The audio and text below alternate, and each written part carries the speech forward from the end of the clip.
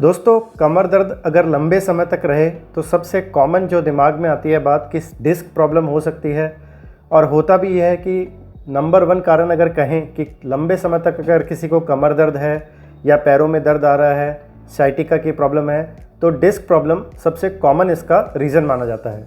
लेकिन एक और बहुत ही कॉमन रीज़न है जो लंबे समय तक कमर दर्द इस तरह से दे सकता है।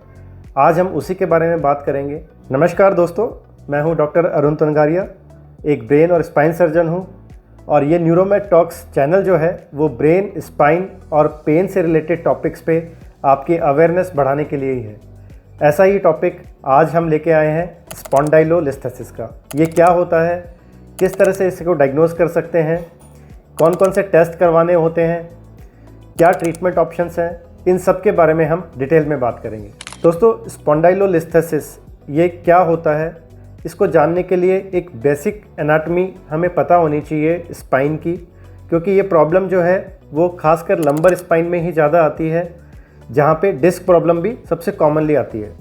तो अगर हम एनाटॉमी देखें अपने स्पाइन की, खासकर लंबर स्पाइन की, तो वहाँ पे मेनली 5 वर्टिब्रल बॉडीज़ हैं या मेन जो हड्डियाँ हैं जिनको हम वर्टिब्रल बॉडीज़ कहते हैं, वो 5 हैं और उनको नंबरिंग दी गई है 1, 2, 3, 4 और 5। 5th नंबर की जो वर्टिब्रा है उसके बाद सेक्रल बोन स्टार्ट हो जाती है। तो ज़्यादातर जो डिस्क प्रॉब्लम आती है वो L4-5 और L5-S1 इस लेवल पे आती है।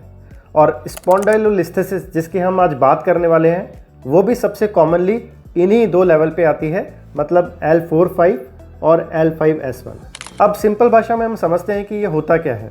अगर सिंपल टर्म्स में समझाऊं तो ये है स्लिपेज, स्लिप हो रही है, एक वर्टिब्रल बॉडी दूसरी वर्टिब्रल बॉडी के रिलेशन में आगे की तरफ सरक रही है। स्लिप डिस्क की प्रॉब्लम स्पॉन्डाइलोलिस्थेसिस की प्रॉब्लम से डिफरेंट कैसे है ये जान लेते हैं। स्लिप डिस्क की प्रॉब्लम जब होती है वहाँ पे सिर्फ डिस्क, जो 2 वर्टिब्रल बॉडीज़ के बीच में डिस्क है, सिर्फ वो इन्वॉल्व होती है और डिस्क का कुछ पार्ट बाहर आ जाता है, हर्निएट हो जाता है, जिसे हम स्लिप डिस्क कहते हैं, और वो नस पे दबाव डालता है जिसकी वजह से हमें कमर दर्द, और अगर पैर की नस दब रही है तो पैर में दर्द आ सकता है। लेकिन जहाँ पे बात हम स्पॉन्डाइलोलिस्थेसिस की कर रहे हैं तो वहाँ पे डिस्क वाला पार्ट इतना इन्वॉल्व नहीं होता, वहाँ पे बोनी पार्ट इन्वॉल्व हो रहा है, हड्डी वाला पार्ट इन्वॉल्व हो रहा है। तो वहाँ पे बेसिक प्रॉब्लम होती है पीछे, हमारी जो रीढ़ की हड्डी है वहाँ पे वर्टिब्रल बॉडीज़ का जो पीछे वाला पार्ट है वहाँ पे एक पार्ट है जिसे हम पार्स इंटरआर्टिकुलरिस कहते हैं। जब इस पार्स इंटरआर्टिकुलरिस में गैप आ जाता है, वहाँ पे कोई ब्रेकेज आ जाता है, तब हमें स्पॉन्डाइलोलिस्थेसिस की प्रॉब्लम आ सकती है। तब जो ऊपर वाली वर्टिब्रल बॉडी है वो नीचे वाली वर्टिब्रल बॉडी के रिलेशन में आगे की तरफ सरक सकती है, जिसे हम लिस्थेसिस कहते हैं सिंपल भाषा में, और टेक्निकल टर्म है स्पॉन्डाइलोलिस्थेसिस। अब ये जो गैप आया है जिसकी वजह से ये प्रॉब्लम क्रिएट हुई है, ये कई कारण से आ सकती है। जो मेन कारण है वो सबसे नंबर 1 है कि ये प्रॉब्लम कई पेशेंट में जन्मजात होती है, मतलब कॉन्जेनाइटली उनकी स्पाइन में गैप होता है, और जब वो बड़े होते हैं, स्ट्रेस पड़ता है कमर में या डीजनरेटिव चेंजेस शुरू हो जाते हैं, तब ये प्रॉब्लम थोड़ी बढ़ जाती है और इस तरह से लिस्थेसिस के रूप में सामने आती है। दूसरा कारण होता है ट्रॉमा। अगर चोट लग गई है, कोई रोड ट्रैफिक एक्सीडेंट हो गया है या ऊपर से ऊंचाई से गिर गए हैं, तब भी इस पार्स इंटरआर्टिकुलरिस में फ्रैक्चर हो सकता है और उसकी वजह से भी स्पॉन्डाइलोलिस्थेसिस हो सकता है। तीसरा और एक और बहुत इंपॉर्टेंट रीज़न है, कॉमन रीज़न है डीजनरेटिव चेंजेस। अगर एज के साथ में यहाँ के जो जॉइंट्स हैं वो घिस रहे हैं, डिस्क में प्रॉब्लम आ रही है, कैल्शियम की कमी है अगर हड्डियों में, तो भी स्पॉन्डाइलोलिस्थेसिस की प्रॉब्लम आ सकती है। तो ये 3 मेन रीज़न होते हैं लिस्थेसिस की प्रॉब्लम के लिए। अब बात करते हैं स्पॉन्डाइलोलिस्थेसिस के लक्षणों के बारे में, सिम्टम्स के बारे में, किस तरह से प्रेजेंट करते हैं पेशेंट जब ये प्रॉब्लम आती है। बहुत कॉमनली दोस्तों मेरे पास जो पेशेंट आते हैं जिनमें ये प्रॉब्लम होती है, उनकी सबसे जो कॉमन कंप्लेंट होती है वो पेन की होती है डेफिनेटली, और ख़ासकर कमर दर्द की। यहाँ पे थोड़ा डिफरेंशिएशन कर सकते हैं। डिस्क प्रॉब्लम बहुत कॉमन ये नहीं है कि कमर दर्द ज़्यादा होगा, पैर में दर्द के साथ आ सकते हैं, लेकिन जहाँ पे लिस्थेसिस होता है, स्पॉन्डाइलोलिस्थेसिस है, वहाँ कमर दर्द का कंपोनेंट थोड़ा ज़्यादा होता है, क्योंकि यहाँ पे हड्डी वाला पार्ट इन्वॉल्व है और एक तरह से अनस्टेबल हो गई है हड्डी। जो स्पाइन का हमारा अलाइनमेंट है वो इनस्टेबल हो रहा है, तो हमें जो कमर दर्द लोकलाइज्ड बैक पेन है वो थोड़ा ज़्यादा रहेगा। डेफिनेटली अगर स्पॉन्डाइलोलिस्थेसिस थोड़ा ज़्यादा हो गया है तो नस पे दबाव आना शुरू हो जाएगा, तब सिम्टम पैर में दर्द जैसा स्लिप डिस्क में आते हैं वैसा भी हो सकता है। दूसरा एक बहुत ही कॉमन प्रेजेंटेशन होता है इन पेशेंट्स में न्यूरोजेनिक क्लाउडिकेशन का। ये क्या होता है इसको जान लेते हैं। दोस्तों, न्यूरोजेनिक क्लाउडिकेशन का मतलब ये है कि जब नसों पे दबाव हो और वो दबाव धीरे धीरे करके बढ़ा हो, जैसा कि स्पॉन्डाइलोलिस्थेसिस के केस में अगर धीरे धीरे स्लिपेज हुआ है, एक जो बॉडी ऊपर वाली धीरे धीरे आगे की तरफ बढ़ रही है नीचे वाली बॉडी के रिलेशन में, तो वहाँ पे जो नर्व्स हैं, नसें हैं, उनके लिए जगह कम हो जाती है।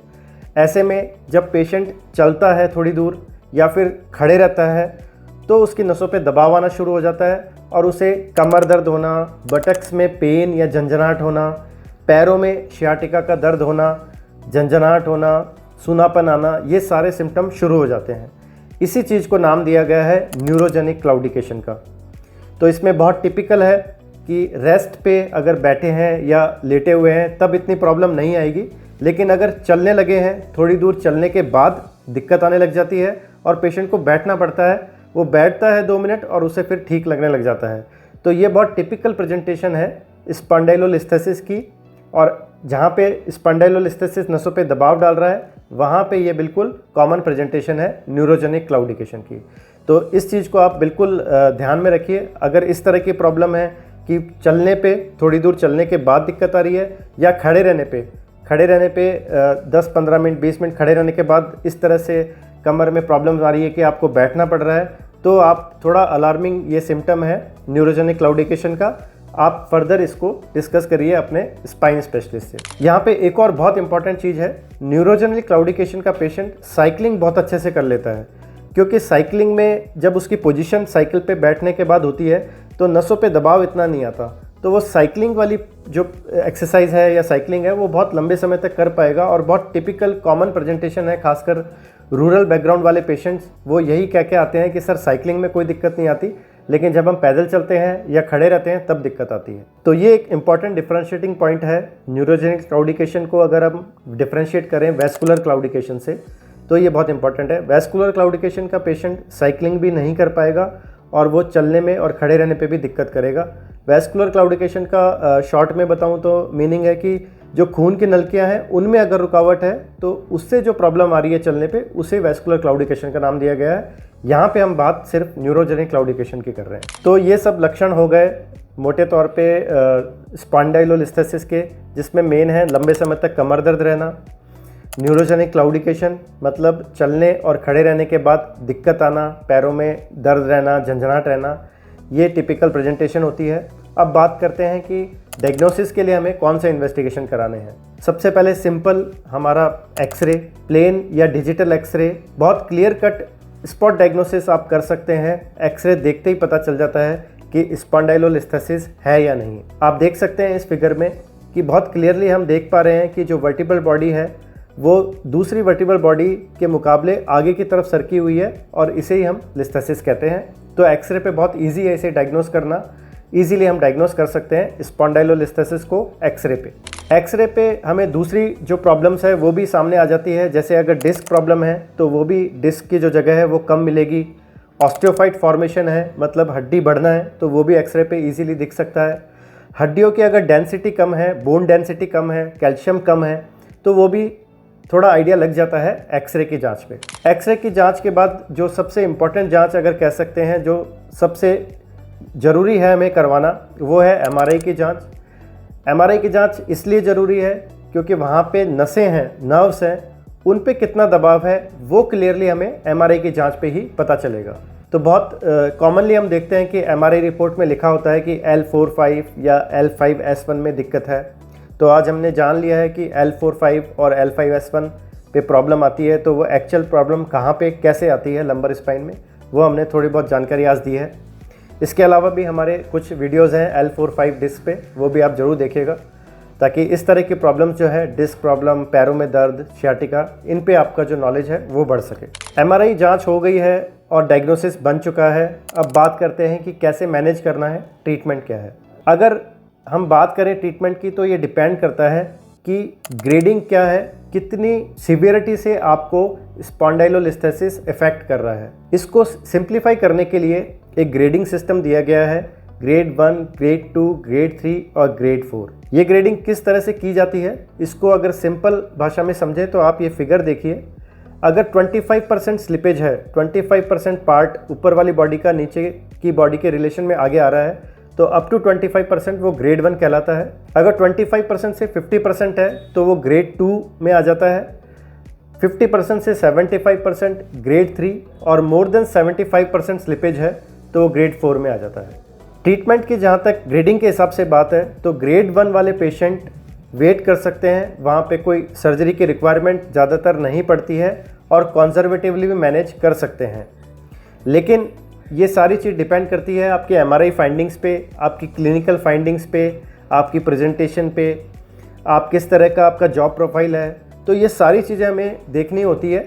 उसके अकॉर्डिंग हो सकता है कि ग्रेड 1 में भी आपको सर्जरी की ज़रूरत हो। ये डिसीजन आपके स्पाइन सर्जन जो है वो आपसे बात करके, आपको एग्जामिन करके, आपके इन्वेस्टिगेशंस देख के उसके बाद ही ले सकते हैं। तो ज़रूरी नहीं कि ग्रेड 1 है तो इसका मतलब ये है कि सर्जरी तो अब करानी नहीं है। अगर ग्रेड 1 है तो उसमें भी डिपेंड करती है बहुत सारी चीज़ें। तो मेन जो ट्रीटमेंट है वो डेफिनेटली सर्जिकल है, बट ग्रेड 1 में हम कह सकते हैं कि कुछ कंजर्वेटिव मैनेजमेंट जैसे कि मेडिसिन, फिजियोथेरेपी, एक्सरसाइज, कुछ लाइफस्टाइल मॉडिफिकेशन, अर्गोनॉमिक एडजस्टमेंट, ये सब करके हम थोड़ा बहुत काम चला सकते हैं, अवॉइड कर सकते हैं। लेकिन जहाँ तक बात आती है ग्रेड 2 या उससे ज़्यादा की, तब डेफिनेटली हमें सर्जरी करानी चाहिए। सर्जरी के अंदर जो ऑप्शन हैं वो होते हैं फ्यूजन सर्जरी। इस जो स्पॉन्डाइलोलिस्थेसिस की प्रॉब्लम है इसका डेफिनेटिव ट्रीटमेंट अगर मैं बात करूं, खासकर ग्रेड 2 या इससे ऊपर वाले ग्रेडिंग में, तो वहाँ पे सर्जरी का बहुत अच्छा रोल आता है। सर्जरी में बेसिकली क्या किया जाता है वो मैं शॉर्ट में बताता हूँ। वहाँ पे जो 2 बॉडीज़ इन्वॉल्व हैं जहाँ पे लिस्थेसिस है, उन बॉडी का हमें फ्यूजन करना होता है, यानी हमें जोड़ना होता है। इसीलिए इस सर्जरी का नाम दिया गया है फ्यूजन सर्जरी। फ्यूजन का मतलब होता है जोड़ना। तो जिस तरह से किसी भी बॉडी में हड्डी वाला पार्ट अगर फ्रैक्चर हो जाता है तो वहाँ पे जो एम होता है हमारे ऑर्थोपेडिक डॉक्टर का, एम ये होता है कि हड्डी जुड़नी चाहिए। चाहे वो हड्डी हमें पास में अलाइनमेंट में लाके वहाँ पे कोई प्लेट लगानी पड़े, कुछ रॉड लगानी पड़े, ताकि वो हड्डी आपस में कुछ टाइम में नेचुरल तरीके से जुड़ जाए और एक मजबूत हड्डी बन जाए वापस। तो सेम वही प्रिंसिपल यहाँ अप्लाई होता है। यहाँ पे जो लिस्थेसिस में दोनों बॉडीज़ इन्वॉल्व हैं उन्हें हमें फ्यूज़ करना है, जोड़ना है। तो उसका सबसे अच्छा तरीका यही होता है कि दोनों के बीच में जो डिस्क है ये पूरी तरह हटा दी जाती है डिस्क, और वहाँ पे ग्राफ्ट लिया जाता है बोन का ग्राफ्ट पेशेंट की बॉडी से ही लिया जाता है। ज़्यादातर ये जो पीछे वाला हिस्सा हम ऑपरेशन के समय हटा देते हैं, ये जो बोनी पार्ट है जिसे स्पाइनस प्रोसेस कहते हैं, यही यूज़ होता है ग्राफ्टिंग में, बोन ग्राफ्ट में। तो इसे हम एज ए ग्राफ्ट उस एरिया में जहाँ पे डिस्क स्पेस खाली हो गई थी वहाँ पे वो हड्डियाँ पूरी तरह से भर दी जाती है, और इस तरह से हम उम्मीद करते हैं कि दोनों हड्डियाँ, वो ग्राफ्ट जो बीच में लगाया है उसकी वजह से दोनों हड्डियाँ आपस में फ्यूज़ हो जाएंगी, जुड़ जाएंगी और एक मजबूत जोड़ दे देंगी, ताकि आगे वापस जो लिस्थेसिस हो रहा है, जो स्लिपेज हो रहा है, वो रुक जाए। और इसके साथ ही ऑपरेशन के समय जो भी दबाव पड़ रहा है नसों पे वो भी साथ में हटा दिया जाता है, जिसे हम डीकम्प्रेशन कहते हैं, ताकि पेशेंट को जो सिम्टम थे, नसों पे दबाव आने वाले जो सिम्टम थे, चाहे वो सियाटिका का दर्द हो, लेग में जो दर्द आ रहा है, पैरों में दर्द आ रहा है वो हो, या फिर न्यूरोजेनिक क्लाउडिकेशन हो, उसमें बहुत अच्छा आराम आ जाता है। अब क्योंकि हमने यहाँ पे एक फ्यूजन सर्जरी की है, बोन ग्राफ्ट लगाया है, तो वो अपनी जगह पे टिका रहे एटलीस्ट 3 महीने, क्योंकि 3 महीने का टाइम हम मानते हैं कि हड्डी को जुड़ने में लगता है मिनिमम। इसके लिए हमें फिक्सेशन करना होता है। तो जब भी स्पॉन्डाइलोलिस्थेसिस की सर्जरी की बात आएगी तो वहाँ पे फ्यूजन और फिक्सेशन दोनों की बात आएगी, दोनों साथ में करने होते हैं। रीज़न वही है कि हमें अच्छा बोनी फ्यूजन चाहिए, तो फिक्स करके रखना होता है ताकि वहाँ पे मूवमेंट बिल्कुल ना हो और हड्डी जल्दी से जल्दी जुड़ के एक अच्छा बोनी फ्यूजन क्रिएट कर सके।